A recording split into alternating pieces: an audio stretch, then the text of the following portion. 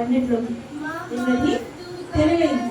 అంటే అంతకుముందు అది ఎగిరేదేమో, ఓకేనా? అది కూడా ఎక్కడి నుంచి ఎలాగంటే ఎగిరిపోవచ్చు. కానీ పాము అనేది బాగా ఇంటి కలిగి తెలివైందంట.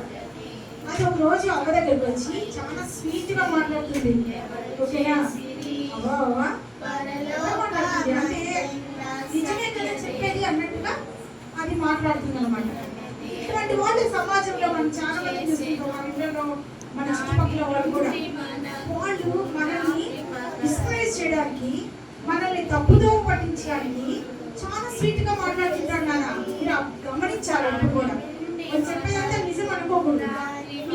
ఈడ సాధారణ ఏం చేస్తుంది, చాలా స్వీట్ గా అవడానికి వచ్చి చూడు నువ్వు పండుకుంటే తెలివైందా వచ్చి అవ్వకి ఫస్ట్ నో నేను తినకూడదు ఈ పండుని, నాకు దేవుడు ఆజ్ఞ ఇది, పండు తినొద్దన్నాడు అని చెప్పి అవ్వ పండుని డిఫెండ్ చేసింది.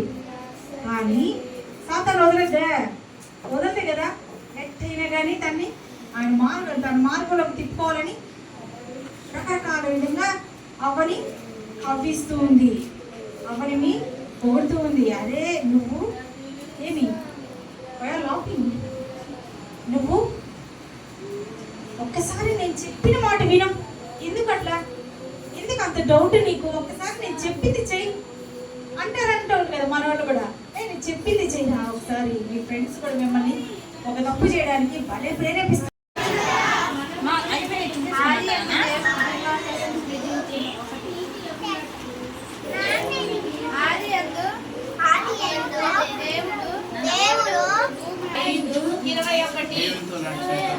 చెప్పాలి. 2 కొరింథీ 5:21.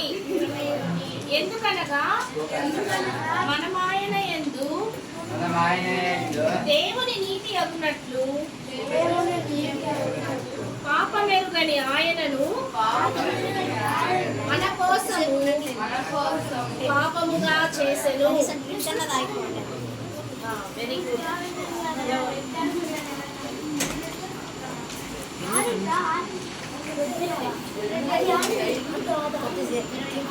చేసేంత వరకు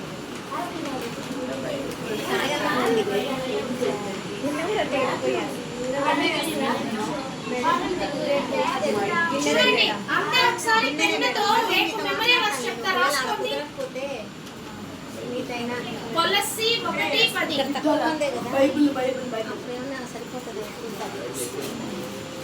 ఏం చేయాలి స్టీఫెన్? వర్క్షీట్ మీకు రాసుకోండి. కొలస్సీ 1:10. బీపీఎస్ సెకండ్ డేలో పిల్లలందరినీ గ్యాదర్ చేసి ప్రభా సాంగ్స్ లో సహాయపడుతూ వచ్చారు.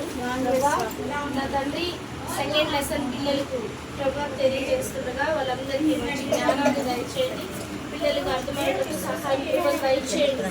వచ్చిన ప్రతి బిడ్డను దీవించండి, రావాల్సిన ప్రతి బిడ్డను త్వరపెట్టి తీసుకురండి. సమస్త మహిమానంద స్తోత్రం ఆరంభించుకుంటూ యేసుక్రీస్తు వారి శ్రేష్టమైన నామములో స్తుతించి ప్రార్థిస్తున్నాము తండ్రి.